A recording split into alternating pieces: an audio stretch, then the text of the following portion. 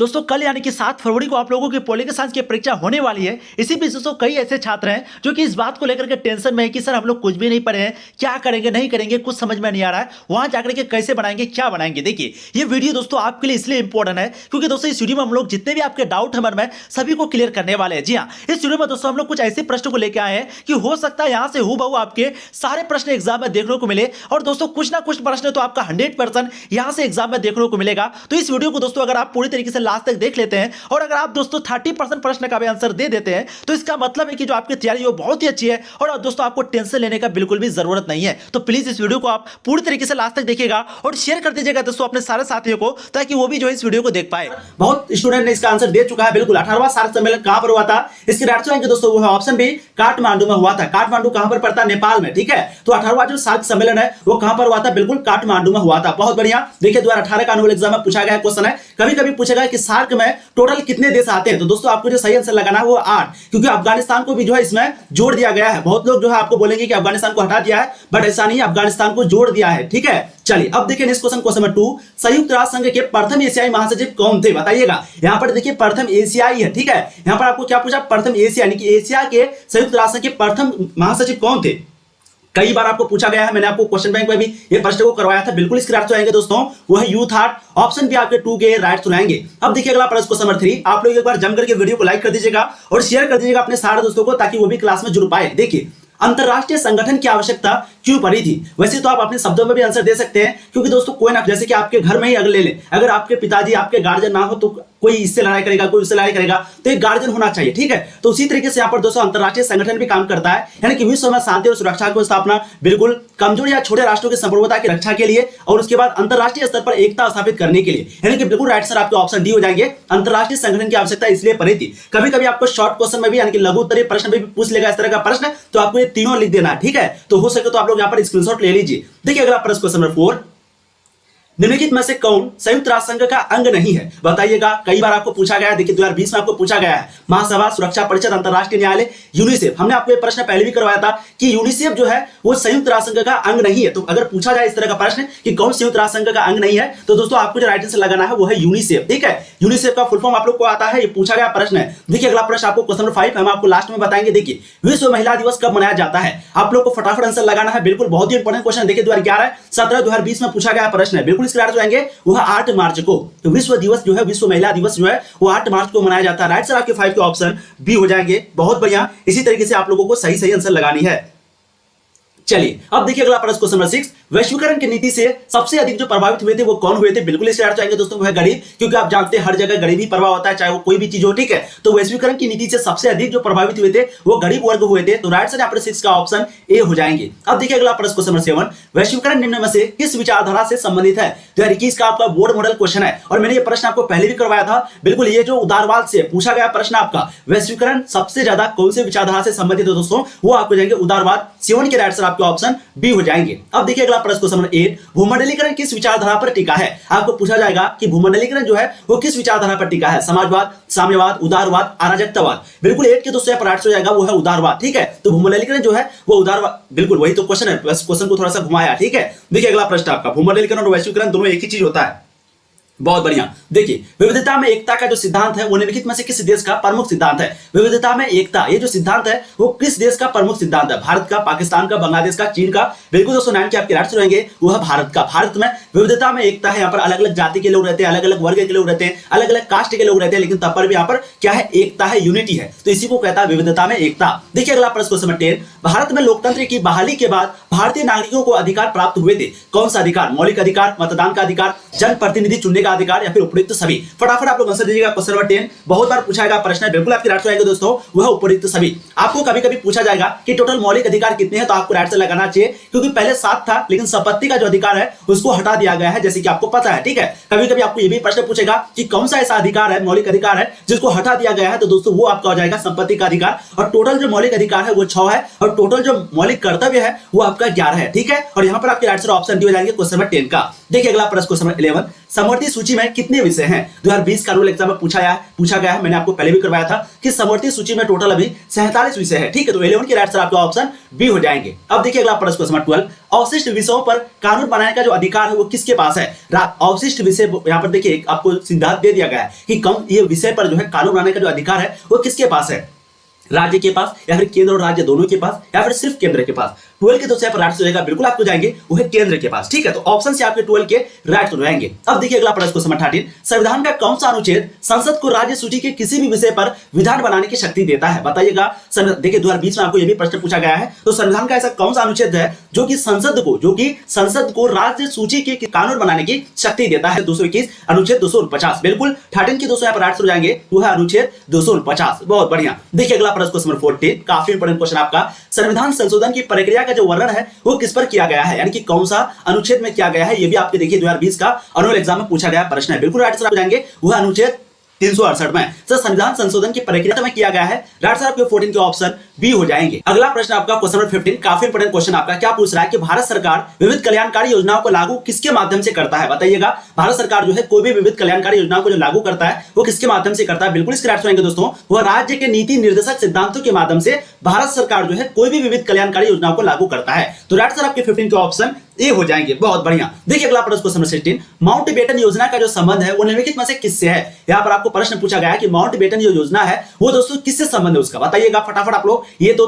दोस्तों आप लोग जानते हैं कि भारत में जो पहली बार आम चुनाव हुआ था वो 1952 में हुआ था। पूछा गया प्रश्न आपका, पहली बार जो पंचवर्षीय योजना हुआ था वो दोस्तों 1951 में शुरुआत हुई थी। ठीक है, लेकिन यहाँ पर आपको प्रश्न पूछा गया है कि माउंटबेटन योजना का जो संबंध है वो निम्नलिखित में से किससे है? बिल्कुल दोस्तों 16 के आपके यहाँ पर राइट हो जाएगा, वो है भारत के विभाजन से।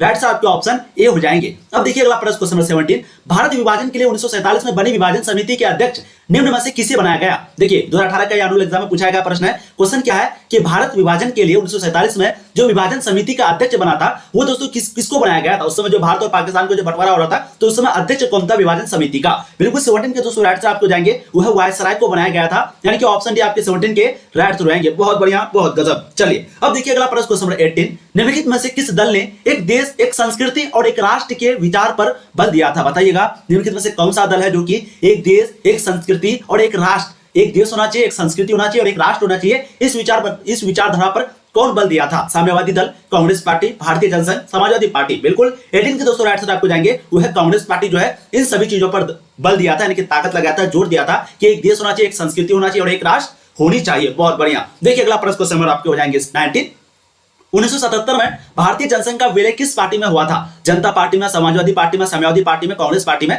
देखिए बहुत इंपॉर्टेंट प्रश्न आपका। 1977 में जो भारतीय जनसंघ का जो विलय है वो किस में हुआ था? हम लोग जानते हैं कि 1977 का जो चुनाव है दोस्तों उसमें जनता पार्टी की विजय हुई थी। ठीक है, तो राइट सर बिल्कुल डायरेक्ट ऑप्शन क्या हो जाएंगे? ए हो जाएंगे। भारतीय जनसंघ हो गया, सिंडिकेट हो गया, कांग्रेस फॉर डेमोक्रेसी हो गया और ये जनता पार्टी हो गया, ये सभी जो है आपस में मिल गया था, पूरा महागठबंधन बन गया था और जनता पार्टी जो है बनी थी। तो राइट सर 19 के आपके ऑप्शन ए हो जाएंगे। बहुत बढ़िया। देखिए अगला प्रश्न क्वेश्चन 20, राम मनोहर लोहिया के नेतृत्व में किस पार्टी का गठन किया गया? देखिए अभी मैंने आपको बताया कि एक पार्टी था, आपको बताइएगा फटाफट। राम मनोहर लोहिया के नेतृत्व में कौन से पार्टी का गठन हुआ था? बहुत बढ़िया, बिल्कुल 20 के दोस्तों राइट आंसर हो जाएंगे, वह संयुक्त समाजवादी दल। ऑप्शन आपके भी 20 के करेक्ट हो जाएंगे। अब देखिए अगला प्रश्न क्वेश्चन 21, गांधीवादी समाजवाद की जो स्थापना करना इनमें से किस दल का प्रमुख उद्देश्य था? समाजवादी पार्टी का, साम्यवादी दल का, स्वतंत्र पार्टी का, जनता पार्टी का? तो बताइएगा।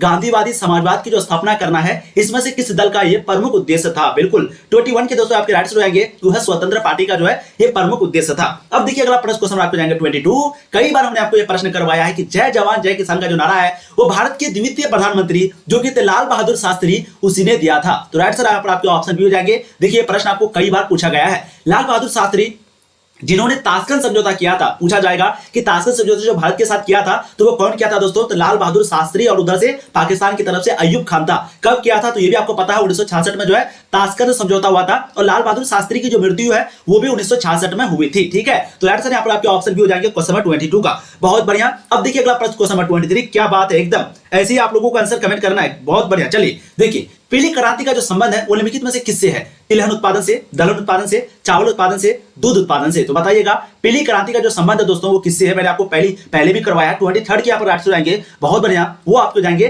तिलहन उत्पादन से, तिलहन उत्पादन से। ठीक है, श्वेत क्रांति का जो उत्पन्न है वो दूध से है। पूछा जाएगा आपको कि श्वेत क्रांति जो है दोस्तों उसका संबंध किससे है? तो वो आपका दूध उत्पादन से है। अगर आपको पूछ दे कि हरित क्रांति का संबंध किससे है तो दोस्तों वो जो है खाद्य उत्पादन से, ठीक है। और वहीं पे पूछे कि पीली क्रांति का संबंध किससे है, तो वो है तिलहन उत्पादन से। तो राइट आंसर आपके 23 के ऑप्शन ए हो जाएंगे। बहुत बढ़िया, बहुत गजब। चलिए, अभी हमने आपको ये प्रश्न करवाया कि जो श्वेत क्रांति है उसका संबंध निम्नलिखित में से किससे, तो अभी हमने आपको बताया ये जो है दूध उत्पादन से है, ठीक है। तो 24 के आंसर आपके ऑप्शन सी हो जाएंगे श्वेत क्रांति। श्वेत का मतलब सफेद यानी कि व्हाइट, व्हाइट मतलब सफेद, सफेद मतलब दूध। तो इस तरीके से याद रखना है कि श्वेत क्रांति का जो संबंध है वो दूध उत्पादन से है। बहुत बढ़िया। देखिए अगला प्रश्न क्वेश्चन नंबर 25, श्वेत क्रांति की जो शुरुआत है भारत के किस राज्य में की गई थी? इसकी शुरुआत कौन सी क्रांति? श्वेत क्रांति। राजस्थान से, गुजरात से, केरल से, बिहार से? बिल्कुल 25 के आपके राइट आंसर आएंगे वो है गुजरात से। तो श्वेत क्रांति की जो शुरुआत है दोस्तों वो गुजरात से की गई थी। 25 के आंसर आपके ऑप्शन बी हो जाएंगे। हरित क्रांति की भी शुरुआत जो है बिल्कुल वहीं से हुई थी। देखिए अगला प्रश्न क्वेश्चन नंबर 26, श्वेत क्रांति का जनक किसे माना जाता है? बहुत इंपॉर्टेंट प्रश्न आपका, बताइएगा। वर्गीस कुरियन को, एमएस स्वामीनाथन को, नॉर्मन बोरलॉग को या फिर पीसी महालनोबिस को? बिल्कुल 26 के दोस्तों राइट आंसर हो जाएंगे वो है वर्गीस कुरियन को, ठीक है। तो श्वेत क्रांति का जो जनक है वो वर्गीस कुरियन को माना जाता है। अब देखिए अगला प्रश्न क्वेश्चन नंबर 27, भारत का प्रथम अंतरिक्ष आर्यभट्ट जो है, अंतरिक्ष यान आर्यभट्ट, सबसे पहले पूछा जाएगा कि भारत का जो प्रथम अंतरिक्ष यान है वो कौन सा है? बिल्कुल आर्यभट्ट प्रथम, ठीक है। ये जो है कब प्रक्षेपित किया गया था? 1974 में, 76 में, 75 में, 77 में? बिल्कुल 27 के यहाँ पर राइट आंसर हो जाएंगे वो है 1975 में, ठीक है। तो राइट आंसर जो है आपके यहाँ पर ऑप्शन सी हो जाएंगे 1975 में। बहुत बढ़िया, 27 के राइट आंसर आपके बिल्कुल 1975 हो जाएगा। ध्यान रखिएगा क्या हो जाएगा? 1975। अब देखिए अगला प्रश्न क्वेश्चन आपको जाएंगे 28। बहुत बढ़िया, एक ध्रुवीय विश्व किस देश के प्रभुत्व की परिचायक है?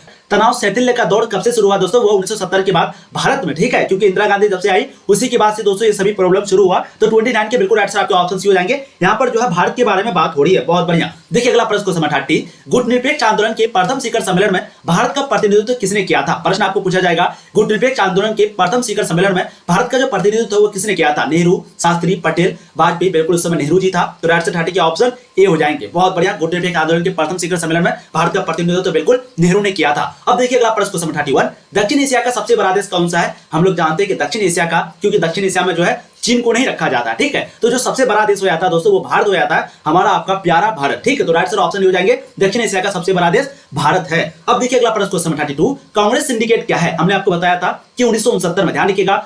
अब आपको पहले ये भी प्रश्न पूछा गया है कई बार कि कांग्रेस का जो विभाजन है कब हुआ था? तो दोस्तों कांग्रेस का जो बंटवारा है वो 1969 में हुआ था। ये पार्टी जो है दो पार्टी में बंट गई थी। कौन कौन सी पार्टी ये भी आप लोग जान लीजिए। सबसे जो पहली पार्टी थी आपकी वो थी दोस्तों कांग्रेस ओ, ठीक है, कांग्रेस ओ, जिसको दोस्तों सिंडिकेट का पार्टी बोलते हैं, ठीक है। तो अगर आपको पूछा जाए कांग्रेस ओ किसका पार्टी है तो वो है सिंडिकेट का पार्टी। और वहीं अगर आपको पूछा जाए कि कांग्रेस आर भी पार्टी थी, कांग्रेस आर, ये जो है इंदिरा गांधी की पार्टी है, ठीक है। आपको पूछा जाता है इस तरह का प्रश्न, तो कांग्रेस ओ जो है वो सिंडिकेट का पार्टी हो गया और कांग्रेस आर जो है वो इंदिरा गांधी का। लेकिन यहाँ पर प्रश्न क्या पूछा, कांग्रेस सिंडिकेट क्या है? बताइएगा। बिल्कुल 32 के आंसर आपको जाएंगे, कांग्रेस के अंदर ताकतवर एवं प्रभावशाली नेताओं का समूह, उसी को कांग्रेस सिंडिकेट बोला जाता है। यानी कि जहां पर बड़े बड़े पार्टी, उसको इतना पावर था कि वो किसी को भी प्रधानमंत्री बना सकता था। तो कांग्रेस के अंदर जो ताकतवर और प्रभावशाली नेताओं का जो समूह है, जो ग्रुप है, उसी को कांग्रेस सिंडिकेट बोला जाता है। अब देखिए अगला प्रश्न क्वेश्चन 33, कांग्रेस पार्टी कब दो खेमों में बटी थी? बिल्कुल हम लोगों ने अभी बताया 1969 में कांग्रेस पार्टी दो खेमों में बटी थी। देखिए 2010 में, 12 में, 13 में, 14 में, 19 में कई बार पूछा गया आपका प्रश्न है कांग्रेस पार्टी दो खेमों में कब बटे थे? बिल्कुल 1969 में, कांग्रेस ओ और कांग्रेस आर में। कांग्रेस आर इंदिरा गांधी का, कांग्रेस ओ सिंडिकेट का। अब देखिए अगला प्रश्न क्वेश्चन 34, इंदिरा गांधी किस आम चुनाव में गरीबी हटाओ का नारा दिया था? बहुत ही इंपॉर्टेंट क्वेश्चन, आपका फटाफट आंसर दीजिएगा। इंदिरा गांधी किस आम चुनाव में गरीबी हटाओ का नारा दिया था? प्रश्न आपको पूछा गया है, बताइएगा। बिल्कुल 34 के दोस्तों राइट आंसर आएंगे जी, बिल्कुल वो आपको जाएंगे दोस्तों 1971 के चुनाव में। आपको पता है 1967 में जो है इंदिरा गांधी पहली बार प्रधानमंत्री बनी थी और जस्ट 1967 के बाद 1970 में ही दोस्तों उन्होंने लोकसभा को भंग कर दिया और वो प्रधानमंत्री से हट गई। यानी कि मात्र 4 साल के बाद फिर से दोबारा चुनाव हो गया 1971 में। और 1971 में जो है उन्होंने गरीबी हटाओ का नारा दिया और यही गरीबी हटाओ का नारा जो है इंदिरा गांधी को अपार जीत दिलाई थी। तो राइट आपके यहाँ पर ऑप्शन भी हो जाएंगे क्वेश्चन 34 का। और उसी समय यानी कि यही 1971 का आम चुनाव में जो विपक्ष में जो पार्टी थी वो क्या बोला था? इंदिरा हटाओ। इस बार का 2022 का मॉडल पेपर में आया है कि महागठबंधन ने कौन सा भाषण दिया था? तो बिल्कुल इंदिरा हटाओ। ये कौन दिया था? महागठबंधन। और इंदिरा गांधी जो है वो क्या दी थी? गरीबी हटाओ, ठीक है। दोनों में बहुत ज्यादा डिफरेंस है। बहुत बढ़िया। देखिए अगला प्रश्न क्वेश्चन 35, पंचशील समझौता के समय चीन के जो प्रधानमंत्री है वो कौन थे? हम लोग ये तो जानते हैं कि पंचशील समझौता जो है वो भारत और चीन के बीच हुआ। कब हुआ ये भी आपको पता है, 1954 में हुआ है। लेकिन उस समय दोस्तों चीन के प्रधानमंत्री कौन थे? बिल्कुल दोस्तों 35 के आपके राइट सुनेंगे वो है चाओ इन लाई। ऑप्शन आपके 35 के करेक्ट आंसर होंगे। अब देखिए अगला प्रश्न क्वेश्चन 36, गोवा को पुर्तगाल से आजादी के बाद प्रधानमंत्री कौन थे? यानी कि गोवा को जब पुर्तगाल से आजाद कर दिया गया दोस्तों, तो उस समय जो है प्रधानमंत्री कौन थे? पंडित जवाहरलाल नेहरू, लाल बहादुर शास्त्री, इंदिरा गांधी, राजीव गांधी। यहाँ पर आपको देखिए ध्यान से अच्छे से याद रखना है। 38 के आंसर बिल्कुल आपके पंडित जवाहरलाल नेहरू हो जाएंगे। देखिए यहाँ पर दो चीज आती है। सबसे पहला जो गोवा है वो दोस्तों भारत के साथ कब विलय हुआ था, तो वो है 1961 में, 1961 या 62 ऐसे कुछ डेट है, ठीक है। वहीं पे अगर आपको पूछा जाएगा कि पूर्ण रूप से गोवा जो है वो भारत के साथ कब मिला, तो 1987 में, ठीक है। लेकिन यहाँ पर क्योंकि यहाँ पर क्या बोला जा रहा है कि पुर्तगाल से आजादी, तो पुर्तगाल से जो आजादी है वो 1961 के समय में यानी कि 1960 का दशक में ही मिल गई थी। इसलिए उस समय जो प्रधानमंत्री वो जवाहरलाल नेहरू थे, क्योंकि आपको पता है प्रधानमंत्री जवाहरलाल नेहरू की जो मृत्यु है वो 1964 में हुई थी, ठीक है। कब? 64 में। तो 64 और गोवा का जो विलय है वो 1961 में हुआ था। इसलिए राइट आंसर आपके यहाँ 36 के ऑप्शन ए हो जाएंगे। थोड़ा सा डिटेल्स में समझिए तभी आप आसानी से वहां पर आंसर को भर सकते हैं। देखिए अगला प्रश्न आपका, लाल बहादुर शास्त्री का निधन जो है वो कहां हुआ था, पूछा जाएगा कब हुआ था, तो हमने आपको कई बार बताया 1966 में हुआ था। अब बताइए कि लाल बहादुर शास्त्री जो कि भारत के द्वितीय प्रधानमंत्री थे, उसकी मृत्यु कहां पर हुआ था। बिल्कुल 37 के दोस्तों यहाँ पर राइट चलेंगे। क्या बात है, बहुत बढ़िया। आपके दोस्तों राइट चलेंगे वो है ताशकंद में, ठीक है। वहीं पे ताशकंद समझौता हो रहा था, आपको पता होगा। ताशकंद समझौता जैसे मैंने आपको बताया अभी कब हुआ था, वो भी 1966 में ही हुआ था। ताशकंद समझौता अय्यूब खान और लाल बहादुर शास्त्री के बीच, पाकिस्तान और भारत के बीच। अब देखिए अगला प्रश्न क्वेश्चन 38, इंदिरा हटाओ का नारा किसने दिया था। इस बार का देखिए आपका मॉडल पेपर में आया हुआ प्रश्न है। इंदिरा गांधी, इंदिरा हटाओ का जो नारा है वो किसने दिया था, विपक्षी गठबंधन का, भारत के नागरिकों का, कामराज का, लाल बहादुर शास्त्री का। लाल बहादुर शास्त्री तो बिल्कुल नहीं होगा। अब आप बताइए इसमें से और इसमें से बताइएगा फटाफट। बिल्कुल 38 के दोस्तों राइट चलेंगे वो है विपक्षी गठबंधन। चाहे आपको यहाँ पर लिख दे महागठबंधन या फिर विपक्षी गठबंधन, दोनों एक ही वर्ड है, तो राइट आंसर आपके ऑप्शन ए हो जाएंगे। क्योंकि आपको पता है कांग्रेस पार्टी के खिलाफ जो है उस समय महागठबंधन हो गई थी, एक तरफ हो गया था पूरा, तो महागठबंधन का कहना था कि इंदिरा हटाओ, यही उसका नारा था। तो राइट आंसर आपके 38 के ऑप्शन ए हो जाएंगे। क्या बात है, बहुत बढ़िया। देखिए अगला प्रश्न क्वेश्चन 39, काफी इंपॉर्टेंट प्रश्न आपका, राम मनोहर लोहिया का निधन कब हुआ था। हमने आपको ये भी प्रश्न कई बार करवाया दोस्तों। बिल्कुल राइट आंसर आपको जाएंगे, बहुत बढ़िया। बिल्कुल 39 के आंसर क्या हो जाएगा, 1967 में, ठीक है। तो राम मनोहर लोहिया का जो निधन है वो 1967 में हुआ था। राइट आंसर आपके ऑप्शन पे हो जाएंगे क्वेश्चन 39 का, बहुत बढ़िया। देखिए अगला प्रश्न क्वेश्चन आपको जाएंगे 40, नक्सलवादी आंदोलन भारत के किस प्रांत के प्रारंभ हुआ था। बताइएगा नक्सलवादी जो आंदोलन शुरू हुआ था वो भारत के कौन से जगह से, कौन से प्रांत से शुरू हुआ था। बिहार से, आंध्र प्रदेश से, पश्चिम बंगाल से, उत्तर प्रदेश से। बिल्कुल दोस्तों 40 की जो यहाँ पर राइट आंसर बहुत बढ़िया, वो आपको जाएंगे पश्चिम बंगाल से, ठीक है। तो नक्सलवादी आंदोलन जो है भारत के पश्चिम बंगाल से शुरू हुआ था। देखिए अगला प्रश्न क्वेश्चन 41, ध्यान रखिएगा कल 7 बजे जो है आप लोगों का 2009 से लेकर के 2021 तक जितने भी आपको प्रश्न पूछे गए हैं क्लास 12 हिंदी में, सभी को दोस्तों हम लोग करवाएंगे, ठीक है। तो कल हिंदी का करवाएंगे, फिर जस्ट 1-2 दिन के बाद, यानी कि पूरा टाइपिंग करने में थोड़ा सा टाइम लगता है जैसे कि आपको पता ही है, तो 1-2 दिन के अंदर दोस्तों हम लोग पूरा कर देंगे, ठीक है। टेंशन आप लोग बिल्कुल मत लीजिए। लेकिन कल आपका हिंदी का होगा, और इससे पहले हम लोग जो है हिस्ट्री का भी पूरा कर चुके हैं, ज्योग्राफी का भी पूरा कर चुके हैं, और आपका पॉलिटिकल साइंस का भी पूरा कर चुके हैं। तो जो भी उसको नहीं देखे हैं, यूट्यूब पे सिर्फ सर्च कीजिएगा पॉलिटिकल साइंस क्वेश्चन बैंक तनु क्लासेस, नंबर 1 पे आपको आ जाएगा, ठीक है। जो भी सब्जेक्ट का आपको देखना है। देखिए अगला प्रश्न आपका, किसके नेतृत्व में, पूछा जाएगा किसके नेतृत्व में मार्क्सवादी लेनिनवादी नामक नए दल का निर्माण हुआ था। बताइएगा। बिल्कुल 41 के दोस्तों यहाँ पर राइट हो जाएगा, वो है चारू मजुमदार के नेतृत्व में मार्क्सवादी लेनिनवादी नामक नए दल का गठन हुआ था, निर्माण हुआ था। देखिए अगला प्रश्न क्वेश्चन 42, रेलवे कर्मचारियों के राष्ट्रव्यापी हड़ताल कब हुआ था। कभी कभी आपको पूछा जाएगा कि राष्ट्रव्यापी देखिए रेलवे जो हड़ताल हुआ था दोस्तों, उसका जो था मतलब कि नेतृत्व में जो रहा था वो रहा था जॉर्ज फर्नांडिस, ठीक है। पूछा जाता ना कि जो रेल हड़ताल हुआ है वो किसके नेतृत्व में हुआ था, तो जॉर्ज फर्नांडिस, ठीक है। लेकिन अगर आपको पूछा जाए कि राष्ट्रव्यापी जो हड़ताल है वो किसके नेतृत्व में हुआ था, तो दोस्तों वो आपको जाएंगे संपूर्ण क्रांति, किसके, जयप्रकाश नारायण, जी हाँ, जयप्रकाश नारायण के नेतृत्व में राष्ट्रीय हड़ताल हुआ था। लेकिन अगर आप लोग बात करेंगे रेलवे कर्मचारी या फिर रेलवे हड़ताल के बारे में, तो दोस्तों वो आपको जाएंगे जॉर्ज फर्नांडिस, ठीक है। तो बताइए ये हड़ताल कब हुई थी। बिल्कुल 42 का फटाफट आप लोग को सही आंसर करना। बिल्कुल आपको जाएंगे 1974 में। तो 42 के आंसर आपके ऑप्शन बी हो जाएंगे। अब देखिए अगला प्रश्न क्वेश्चन 43, काफी इंपॉर्टेंट प्रश्न आपका, विकास के पूंजीवादी मॉडल में पूंजी एवं विकास पर नियंत्रण किसका होता है। बताइएगा। आपको पता है पूंजीवादी मॉडल जो कि अमेरिका ने अपनाया है, तो इसमें जो है पूंजी और विकास पर जो है डेवलप पर किसका कंट्रोल रहता है, किसका नियंत्रण रहता है। बिल्कुल 43 के आपके राइट रहेंगे वो है निजी क्षेत्र का, यानी कि प्राइवेट सेक्टर का। तो ऑप्शन आपके ए 43 के राइट रहेंगे, अमेरिका जो है इसी को प्रीफर करता है, ठीक है। तो 43 के राइट आपके ऑप्शन ए हो जाएंगे। अब देखिए अगला प्रश्न, बहुत लोग यहाँ पर ये लगा देगा, बिल्कुल गलत हो जाएगा आपका। 43 के राइट बिल्कुल आपके ऑप्शन ए हो जाएंगे, निजी क्षेत्र का, यानी कि खुद का। पूंजीवादी मॉडल मतलब खुद का प्रॉपर्टी, मेरा प्रॉपर्टी, ठीक है। देखिए अगला प्रश्न, इसी को हम लोग प्राइवेट सेक्टर भी बोलते हैं। देखिए अगला प्रश्न आपका, भारत में भूमि सुधार की आवश्यकता क्यों पड़ी थी। भूमि संरक्षण के लिए, कृषि उत्पादन बढ़ाने एवं समता मूलक समाज की स्थापना के लिए, किसानों को अपनी भूमि पर कब्जा दिलाने के लिए, सरकार की भूमि पहचानने के लिए। तो बताइएगा भारत में भूमि सुधार की जो जरूरत है वो क्यों पड़ी थी। बिल्कुल 44 के दोस्तों राइट रहेंगे वो है कृषि उत्पादन बढ़ाने एवं समता मूलक समाज की स्थापना के लिए। राइट आपके ऑप्शन क्यों जाएंगे। वैसे भी मैंने आपको कई बार बताया कि जो ऑप्शन आपका बड़ा होता है दोस्तों 95% केस में जो है वही आपका सही आंसर होता है, ठीक है। तो यहां पर भी देखिए आपका ऑप्शन भी राइट रहेगा। अब देखिए अगला प्रश्न क्वेश्चन 45, बहुत बढ़िया। देखिए लोक लेखा समिति में होते हैं। देखिए 2020 का आपको एनुअल एग्जाम में पूछा गया प्रश्न है, काफी इंपोर्टेंट प्रश्न है, बताइएगा लोक लेखा समिति में होते हैं कौन? केवल लोकसभा के सदस्य, केवल राज्यसभा के सदस्य, या फिर 15 सदस्य लोकसभा तथा 7 सदस्य राज्यसभा के? मैंने आपको 2020 का प्रश्न में करवाया भी था कि लोकसभा लोक लेखा समिति में जो दोस्तों होते हैं वो 15 सदस्य और 7 यानी कि टोटल 22 सदस्य होते हैं। तो राइट सर आपके ऑप्शन सी हो जाएंगे, 15 सदस्य जो है लोकसभा से और 7 सदस्य जो है राज्यसभा से। बहुत बढ़िया। देखिए अगला प्रश्न आपको देंगे 46 नंबर क्वेश्चन, रेलवे कर्मचारियों के राष्ट्रव्यापी हड़ताल का जो नेतृत्व है वो किसने किया था? अभी हमने आपको ये प्रश्न करवाया। अब बिल्कुल 46 का आपको सही से आंसर कमेंट करना है। क्या बात है, एकदम 46 के आंसर आएंगे दोस्तों वो है जॉर्ज फर्नांडिस। ठीक है, तो रेलवे कर्मचारियों के राष्ट्रव्यापी जो हड़ताल का नेतृत्व है वो दोस्तों जॉर्ज फर्नांडिस ने किया था। तो राइट सर आपके ऑप्शन ए हो जाएंगे। देखिए 2012 में 2014 में आपको पूछा गया प्रश्न है, ठीक है, और वहां पे सिर्फ राष्ट्रव्यापी हड़ताल पूछेगा तो क्या हो जाएगा? बिल्कुल हो जाएगा जयप्रकाश नारायण के नेतृत्व में। देखिए अगला प्रश्न क्वेश्चन 47, रेलवे कर्मचारियों का जो राष्ट्रव्यापी हड़ताल है वो कितने दिनों तक चला था? बहुत बढ़िया, हम लोग को ये तो पता है कि ये जो है 1974 में हुआ था, लेकिन ये कितने दिनों तक चला था? 10, 20, 30, 60 कितने दिनों तक? बिल्कुल दोस्तों 47 के आपके राइट आएंगे। बहुत बढ़िया, वो आपको जाएंगे 20 दिनों तक। तो रेलवे कर्मचारियों का जो राष्ट्रव्यापी हड़ताल है वो 20 दिनों तक चला था। क्या बात है, बहुत बढ़िया। देखिए अगला प्रश्न क्वेश्चन नंबर 48, चिपको आंदोलन किस राज्य से शुरू हुआ था? बताइएगा। चिपको आंदोलन के बारे में आपको पता है, लोग जो है पेड़ों से क्या करते थे तो चिपक जाते थे पेड़ों से, क्योंकि उस समय सरकार जो है परमिशन दे दिया था पेड़ों की कटाई करने के लिए। तो बस उसी को रोकने के लिए लोग जो है पेड़ों से चिपक जाते थे, अपने बाहों में ले लेते थे पेड़ को, उसी को बोला जाता है चिपको आंदोलन। तो बताइए किस राज्य से शुरू हुआ था? बिल्कुल 48 के आपके राइट आएंगे। क्या बात है, बहुत बढ़िया, वो आपको जाएंगे उत्तर प्रदेश से। जी हाँ, बिल्कुल 48 के आंसर क्या हो जाएंगे? उत्तर प्रदेश से जो है चिपको आंदोलन शुरू हुआ था। अब देखिए अगला प्रश्न क्वेश्चन 49, चिपको आंदोलन जो है कब शुरू हुआ था? प्रश्न पूछा गया प्रश्न आपका 49 नंबर क्वेश्चन काफी इंपोर्टेंट है, बिल्कुल इसके आंसर होंगे वो है 1973 में। ठीक है, यानी कि चिपको आंदोलन जो शुरू हुआ था वो 1973 से शुरू हुआ था। अब देखिए अगला प्रश्न क्वेश्चन 50, चिपको आंदोलन के संस्थापक कौन थे? बताइएगा। चंडी प्रसाद भट्ट, सुंदरलाल बहुगुणा, पांडुरंगा, उपयुक्त में से कोई नहीं। तो चिपको आंदोलन के जो संस्थापक है दोस्तों वो कौन थे? बिल्कुल 50 के आपके आंसर आएंगे, वो आपके चंडी प्रसाद भट्ट। ठीक है, तो चिपको आंदोलन के जो संस्थापक थे वो कौन थे? चंडी प्रसाद भट्ट। 50 के आंसर आपके ऑप्शन ए हो जाएंगे। अब देखिए अगला प्रश्न क्वेश्चन 51, अच्छा भट्ट यहाँ पर है ना, भट्ट, आलिया भट्ट जैसे आप लोग याद रखें उसी तरीके से चंडी प्रसाद भट्ट भी याद रख सकते हैं। ठीक है, तो वो जो है चिपको आंदोलन के क्या थे? संस्थापक थे।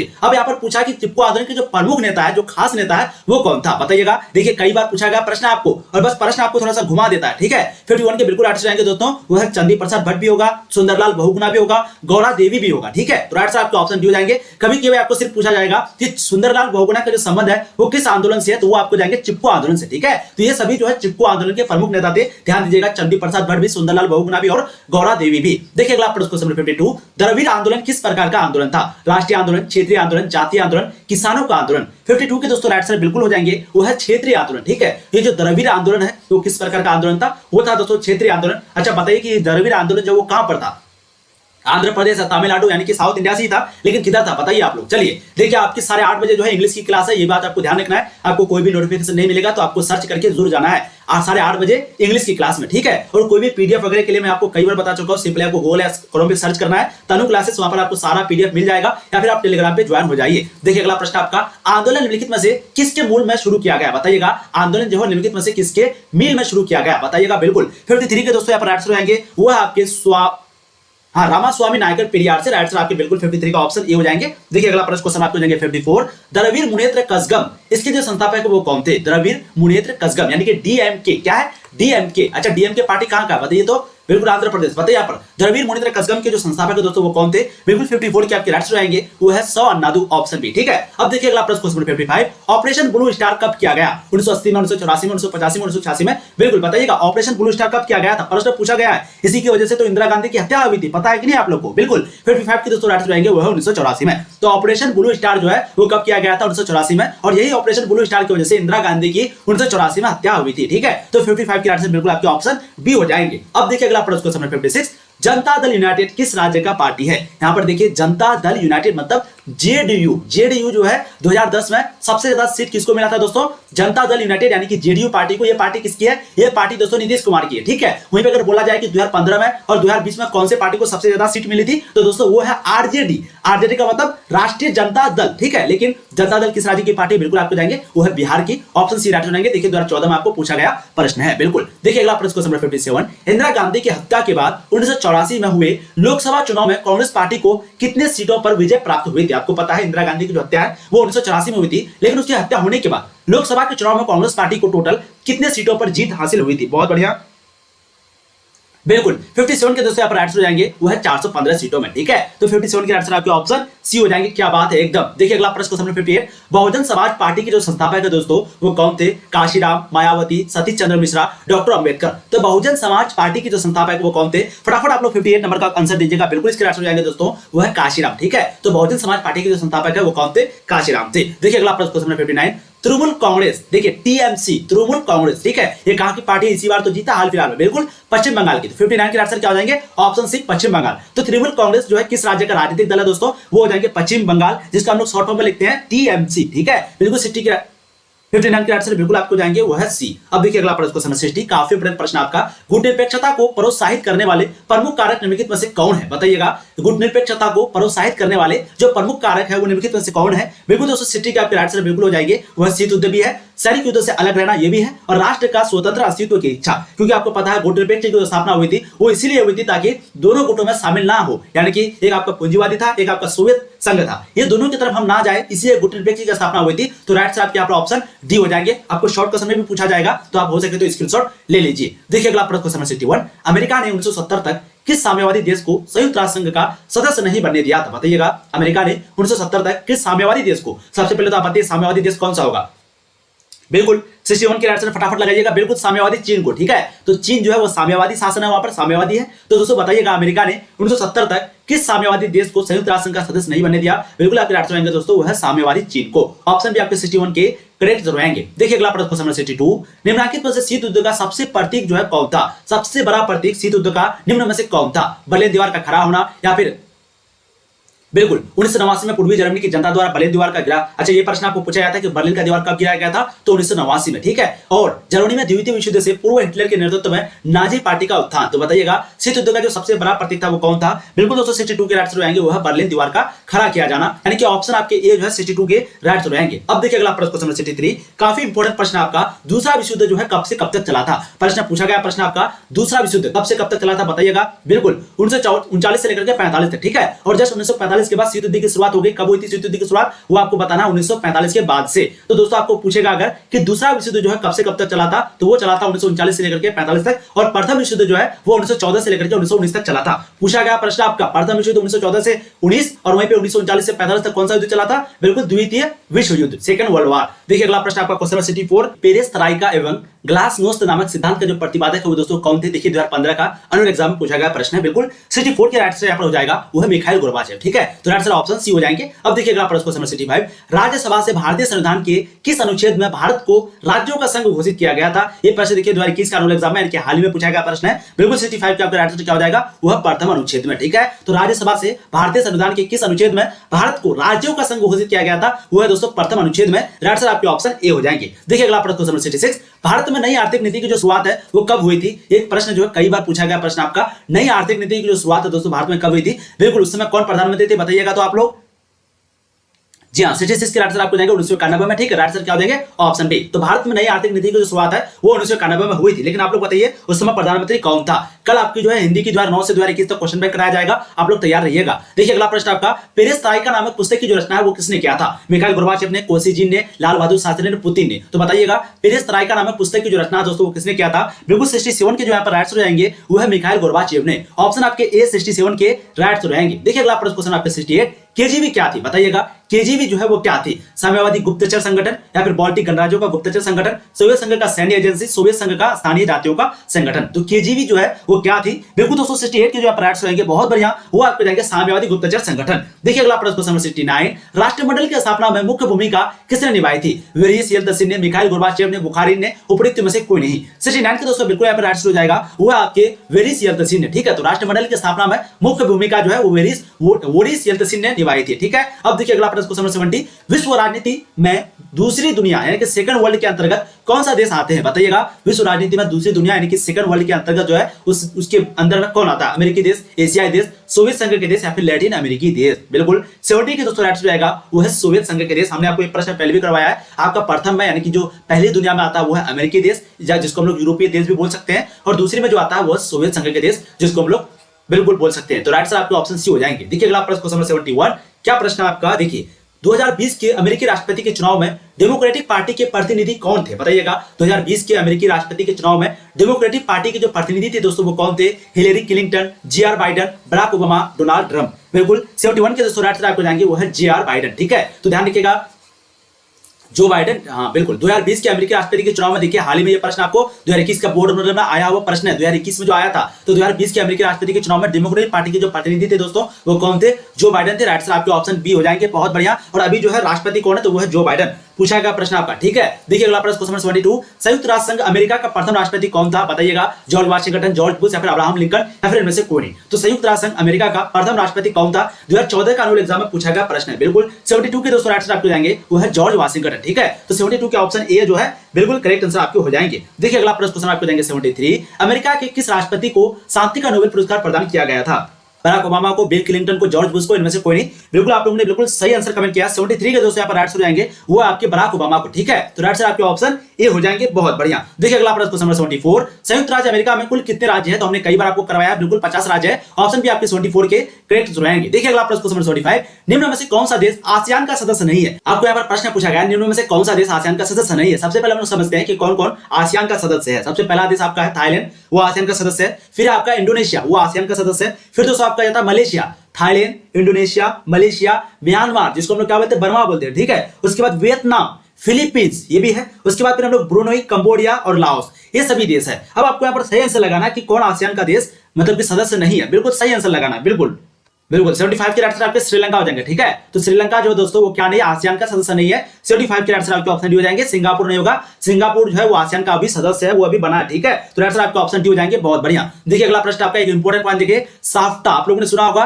ये वर्ष 2002 में दोस्तों दक्षिण के सदस्य देशों ने साफ्टा जिसको हम लोग बोलते हैं दक्षिणी एशियाई मुक्त व्यापार क्षेत्र पर हस्ताक्षर किया था। तो पूछेगा अगर कि साफ्टा पर हस्ताक्षर कब हुआ था? तो बिल्कुल 2002 में। ठीक है, और इसे दक्षिण एशिया को मुक्त व्यापार क्षेत्र बनाने के लिए यानी कि संकल्प है, यानी कि मुक्त व्यापार मतलब क्या, यानी कि कोई भी देश जो है किसी के पास भी टैक्स नहीं लेगा। ठीक है, और ये जो है इस पर कब हस्ताक्षर किया गया था? 2004 में साफ्टा पर हस्ताक्षर कर 1 जनवरी 2006 को यह प्रभावी हो गया। मुक्त व्यापार क्षेत्र बनाने के लिए 2004 में सिग्नेचर किया था और 1 जनवरी 2006 को जो है यह प्रभावी हो गया था, यानी कि लागू हो गया था। अब देखिए अगला प्रश्न क्वेश्चन 76, दक्षिण एशिया का कौन सा देश नस्लीय उग्रवाद से पीड़ित है? नेपाल, बांग्लादेश, श्रीलंका, भारत। बताइएगा ये नस्लीय उग्रवाद से जो है कौन सा पीड़ित है? 2016 में आपको पूछा गया प्रश्न है। बिल्कुल 76 के दोस्तों यहाँ पर राइट आंसर जाएंगे। बहुत बढ़िया, वो आपको जाएंगे श्रीलंका। ठीक है, तो श्रीलंका जो वो क्या है, नस्लीय उग्रवाद से पीड़ित है। वहां पर कौन सा संबंध, कौन सा संगठन, आतंकवादी संगठन दोस्तों जिसको हम लोग बोलते हैं लिट्टे संगठन, जो कि राजीव गांधी की हत्या किए थे। ठीक है, राजीव गांधी का हत्यारा जो है वो वही संगठन से था। देखिए अगला प्रश्न आपका, तो प्रश्न क्या था, किस दक्षिण एशियाई देश में संवैधानिक संकट है? तो इसके आंसर बिल्कुल आपके नेपाल हो जाएंगे। Option D. ठीक है, पाकिस्तान में भी है लेकिन पाकिस्तान में बहुत जल्दी, बहुत पहले ठीक हो गया है। ये जो दक्षिण एशियाई संवैधानिक संकट का मतलब क्या,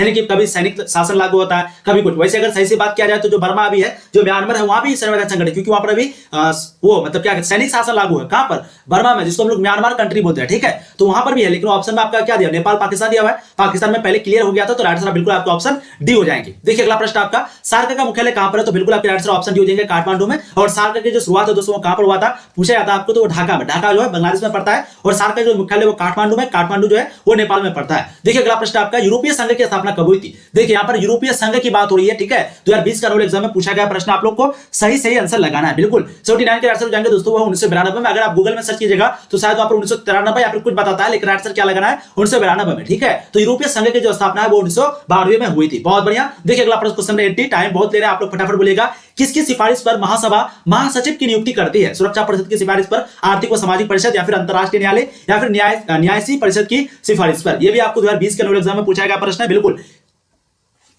80 के आंसर आपको जाएंगे दोस्तों, सुरक्षा परिषद की सिफारिश पर महासचिव का जो है, महासभा जो है वो महासचिव की नियुक्ति करता है। तो 80 के आंसर आपके ऑप्शन ए हो जाएंगे। अब देखिए अगला प्रश्न क्वेश्चन 81, अंतरराष्ट्रीय शांति तथा सुरक्षा बनाए रखने हेतु 1920 में किस संगठन की स्थापना हुई थी? बताइएगा, अंतरराष्ट्रीय शांति तथा सुरक्षा बनाए रखने के लिए 1920 में कौन से संगठन की स्थापना हुई थी? संयुक्त राष्ट्र संघ, या फिर अंतरराष्ट्रीय श्रम संगठन, या फिर अंतरराष्ट्रीय न्यायालय? प्रथम विश्व युद्ध जो दोस्तों वो कब खत्म हुआ था? 1919 में खत्म हुआ था। और जस्ट 1919 में खत्म होने के बाद एक संघ बनाया गया था, जिससे क्या होगा कि सारे देश जो है मिलजुल करके रहे। ठीक है, तो 81 की जो आंसर बिल्कुल यहाँ पर हो जाएगा वो आपको जाएंगे दोस्तों राष्ट्र संघ। ठीक है, और संयुक्त राष्ट्र संघ की जो स्थापना वो कब हुई थी? तो 1945 में। अगर आपको पूछा जाए कि संयुक्त राष्ट्र संघ की स्थापना कब हुई थी? 1945 में। और राष्ट्र संघ की स्थापना कब हुई थी? 1920 में। ठीक है, यानी कि जब प्रथम विश्व युद्ध खत्म हुआ था तो राष्ट्र संघ, और जब द्वितीय विश्व युद्ध खत्म हुआ तो फिर उस समय जो है संयुक्त राष्ट्र संघ की स्थापना हुई थी, जिसको हम लोग यूएनओ बोलते हैं। देखिए अगला प्रश्न क्वेश्चन 82, अंतरराष्ट्रीय अणु ऊर्जा अभिकरण की जो स्थापना है वो कब हुई थी? 2021 का एग्जाम में पूछा गया प्रश्न है। 1956 में, 1957 में, 1958 में, 1959 में। तो अंतरराष्ट्रीय अणु ऊर्जा अभिकरण की जो स्थापना है वो कब हुई थी? बिल्कुल दोस्तों 82 के आपके राइट आंसर हो जाएगा वो है 1957 में। ठीक है, तो 82 के राइट आंसर आपके ऑप्शन बी हो जाएंगे। अब देखिए अगला प्रश्न क्वेश्चन 83, निम्नलिखित में से कौन भूमंडलीकरण का आलोचक नहीं है? देखिए 2015 का एनुअल एग्जाम में पूछा गया प्रश्न आपका, फ्रैंक वालर सटीन या फिर चोबस्की या फिर मनमोहन सिंह। तो बताइएगा भूमंडलीकरण लिखा हुआ है, भूमंडलीकरण का आलोचक यहाँ पर कौन नहीं होगा? बिल्कुल 83 के दोस्तों राइट हो जाएंगे वो है मनमोहन सिंह। ऑप्शन डी आपके 83 के राइट हो जाएंगे। देखिए अगला प्रश्न क्वेश्चन आपको जाएंगे 84, माउंटबेटन योजना जो है वो कब बना था? 3 जून 1947 को, 15 अगस्त 1947 को, 26 जनवरी 1950 को, 3 जून 1949 को। तो माउंटबेटन योजना जो है वो कब बना था? बिल्कुल 84 के दोस्तों राइट आपको जाएंगे वो है 3 जून 1947 को। ठीक है, तो माउंटबेटन योजना 3 जून 1947 को बना था। देखिए अगला प्रश्न क्वेश्चन आपको जाएंगे 85, द्विराष्ट्र सिद्धांत के आधार पर कौन सा देश बना? बहुत ही इंपोर्टेंट प्रश्न आपका, बिल्कुल 85 के आंसर क्या जाएंगे वो है पाकिस्तान। ठीक है, तो द्विराष्ट्र सिद्धांत को कौन लेके आया था? बिल्कुल जिन्ना लेके आया था या फिर मुस्लिम लीग, दोनों ऑप्शन देगा, दोनों सही होगा। मुस्लिम लीग और जिन्ना दोनों लेके आया था किसको? द्विराष्ट्र सिद्धांत को। और इसका विरोध कौन कर रहा था? कांग्रेस कर रहा था। ठीक है, और इसी के आधार पर जो एक नया देश बना जिसका नाम क्या? पाकिस्तान। और उस समय पश्चिमी पूर्वी पाकिस्तान था, लेकिन बांग्लादेश तो 1971 में आजाद हुआ। अब देखिए अगला प्रश्न क्वेश्चन 86, पाकिस्तान के निर्माण जो है यानी कि पाकिस्तान निर्माण की जो मांग है प्रथम बार कब की गई थी? बताइएगा 86 नंबर क्वेश्चन। बिल्कुल 86 के दोस्तों आंसर आएंगे वो है 1940 में। ध्यान रखिएगा 1940 में जो है पाकिस्तान निर्माण की पहली बार मांग की गई थी और जस्ट 7 साल के अंतर्गत पाकिस्तान जो है अलग देश बन गया। तो राइट सर आपके 86 के ऑप्शन सी हो जाएंगे। लेकिन पहली बार जो दिमाग में जो ख्याल है वो किसका आया था? चौधरी रहमत अली का आया था, जो कि 1934 में ही आ गया था। यानी कि चौधरी रहमत अली ही तो दिया था पाकिस्तान एक नया शब्द। कौन? वो कैम्ब्रिज यूनिवर्सिटी के क्या थे? विद्यार्थी थे। ठीक है, तो राइट सर आपके यहाँ पे ऑप्शन सी हो जाएंगे 86 नंबर क्वेश्चन का। बहुत बढ़िया। देखिए अगला प्रश्न क्वेश्चन 87, मुस्लिम लीग के किस अधिवेशन में पाकिस्तान नामक देश निर्माण की मांग की गई थी? बताइएगा मुस्लिम लीग के किस अधिवेशन में पाकिस्तान नामक देश निर्माण की मांग की गई थी? बिल्कुल 87 का मैंने अभी आपको बताया कि 1940 में जो है पहली बार पाकिस्तान की मांग हुई थी। और बिल्कुल यहाँ पर हो जाएगा 1940 के लाहौर अधिवेशन में। तो मुस्लिम लीग के 1940 के लाहौर अधिवेशन में पाकिस्तान नामक देश की जो है मांग हुई थी। देखिए अगला प्रश्न क्वेश्चन 88, राज्यों का पुनर्गठन आयोग जो है वो कब बना था? 2 अक्टूबर 1950 को, 26 जनवरी 1950 को, 29 दिसंबर या फिर 1953 को। तो बताइएगा राज्यों का जो पुनर्गठन आयोग है वो कब बना था? क्योंकि आपको पता है राज्यों का जो पुनर्गठन आयोग है इसको इसलिए बनाया गया था ताकि जो भी राज्य भाषा के आधार पर बनना चाहता है, अलग मतलब कि राज्य बनना चाहता है, वो इसके माध्यम से बन सकता था। और ये जो है आंदोलन की वजह से ये लागू किया गया। तो बताइएगा बिल्कुल 88 के दोस्तों राइट आएंगे वो है 29 दिसंबर 1953 को। ठीक है, 1953 आपको याद रखना है। तो राज्य का जो पुनर्गठन आयोग है वो 1953 में बना था। ठीक है, पुनर्गठन आयोग। वहीं पे अगर पूछेगा पुनर्गठन अधिनियम, मैंने आपको पहले भी करवाया था ना कि पुनर्गठन अगर अधिनियम आपको पूछ देगा तो वो फिर आपका हो जाएगा 1956 में। ठीक है, तो 1956 में आपका राज्यों का पुनर्गठन अधिनियम हुआ था और 1953 में आपका राज्यों का पुनर्गठन आयोग बना था। ठीक है, दोनों को कंफ्यूजन को आपको दूर करना है। देखिए अगला प्रश्न आपका, स्वतंत्र भारत की प्रथम सरकार में गृह मंत्री कौन था? जगजीवन राम। बताइएगा फटाफट, यानी कि कई बार हमने आपको प्रश्न करवाया। बिल्कुल 89 के राष्ट्र होंगे वो है सरदार वल्लभ भाई पटेल। ठीक है, तो स्वतंत्र भारत के यानी कि आजाद भारत के जो पहली जो गृह मंत्री थे, होम मिनिस्टर थे दोस्तों, वो कौन थे? सरदार वल्लभ भाई पटेल थे। 89 के आंसर ऑप्शन बी हो जाएंगे। अब देखिए अगला प्रश्न क्वेश्चन 90, स्वतंत्रता के बाद विभिन्न रियासतों को भारतीय संघ में जोड़ने में किस भारतीय नेता का प्रमुख योगदान रहा था? बताइएगा स्वतंत्रता के बाद यानी कि आजादी के बाद सभी रियासतों को एक साथ करने में, भारतीय संघ में जोड़ने में कौन से भारतीय नेता का सबसे ज्यादा योगदान रहा था? 90 के बिल्कुल राइट हो जाएंगे वो है सरदार वल्लभ भाई पटेल। ठीक है, तो ऑप्शन आपके ए जो है राइट हो जाएंगे। बहुत बढ़िया। अब देखिए अगला प्रश्न क्वेश्चन आपको जाएंगे 91, 1951 में आचार्य कृपलानी कांग्रेस से अलग होकर किस पार्टी की स्थापना किया था? समाजवादी पार्टी, किसान मजदूर प्रजा पार्टी, किसान मजदूर पार्टी, प्रजा सोशलिस्ट पार्टी। तो बताइएगा 1951 में आचार्य कृपलानी कांग्रेस से अलग होकर किस पार्टी की स्थापना किया था? बिल्कुल दोस्तों 91 की जो यहाँ पर राइट हो जाएगा वो आपको जाएंगे किसान मजदूर प्रजा पार्टी। तो ऑप्शन आपके 91 के भी हो जाएंगे। बहुत बढ़िया। ध्यान रखिएगा दोस्तों, आपको जो है तनु क्लासेस गूगल या फिर क्रोम ब्राउज़र पर सर्च करना है और वहां पर आपको तनु क्लासेस सर्च करने के बाद वेबसाइट में जाना है। वेबसाइट में आपको जो है बहुत सारी चीजें अभी वहां पर आपको मिलेगी। पूरा चैप्टर बाय चैप्टर ज्योग्राफी का, हिस्ट्री का, पॉलिटिकल का कंप्लीट हो चुका है। उसके बाद हिंदी का होगा, फिर साइकोलॉजी, सोशियोलॉजी का होगा और जितने भी इंपॉर्टेंट प्रश्न है वो भी आपको वहां पर मिल रहा है। तो जरूर आप जाकर के देखा कीजिए, आपको वहां पर जल्दी तैयारी हो जाएगी। अगर आपकी तैयारी बिल्कुल भी नहीं है तो वहां से आप जल्दी तैयारी कर सकते हैं। ठीक है, और ईमानदारी से वहां पर भी आपको अच्छे से तैयारी करना है एकदम। देखिए संस्थागत क्रांतिकारी दल जो है किस देश के राजनीतिक दल है? पूछा गया प्रश्न है, बताइएगा। बिल्कुल 92 के राइट हो जाएंगे दोस्तों वो है मैक्सिको के। ठीक है, तो ऑप्शन डी आपके 91 के राइट, 92 के राइट होंगे। बहुत बढ़िया, बहुत गजब। चलिए अब देखिए अगला प्रश्न 92 का राइट आपका डी होगा, मैक्सिको होगा। ठीक है, मैक्सिको। बहुत बढ़िया। आप देखिए अगला प्रश्न आपका, भारत के द्वितीय आम चुनाव में किस राज्य से कांग्रेस पार्टी को पराजित होना पड़ा और वहां साम्यवादियों की सरकार बनी? तो भारत के द्वितीय आम चुनाव में कौन से राज्य थे जहां पर कांग्रेस पार्टी की हार हुई और वहां पर साम्यवादी की सरकार बनी थी, और ये जो है पहली बार हुई थी, मैंने आपको पढ़ाया भी था। देखो 93 के आंसर क्या हो जाएंगे, वो है केरल में। ठीक है, तो केरल में ये सभी घटना हो रहा था, वहां पर जो है साम्यवादी की सरकार पहली बार बनी थी। तो राइट आंसर आपके ऑप्शन डी हो जाएंगे। देखिए अगला प्रश्न क्वेश्चन 94, ध्यान रखिएगा 8:30 बजे आपकी इंग्लिश की क्लास है, 8:30 बजे आपकी इंग्लिश की क्लास है, उसमें आपको जरूर जुड़ना है। देखिए 1960 का दशक कांग्रेस पार्टी के लिए खतरनाक दशक माने जाने के पीछे निम्न में से प्रमुख कारण कौन से हैं? खतरनाक दशक किसको बोला जाता है? 1960 का दशक को। तो बताइएगा 1960 का दशक क्यों आखिर खतरनाक है कांग्रेस पार्टी के लिए? बिल्कुल 94 के दोस्तों यहाँ पर आंसर हो जाएंगे, वो है उपयुक्त सभी, यानी कि चीनी आक्रमण हुआ था, आपको पता है 1962 में।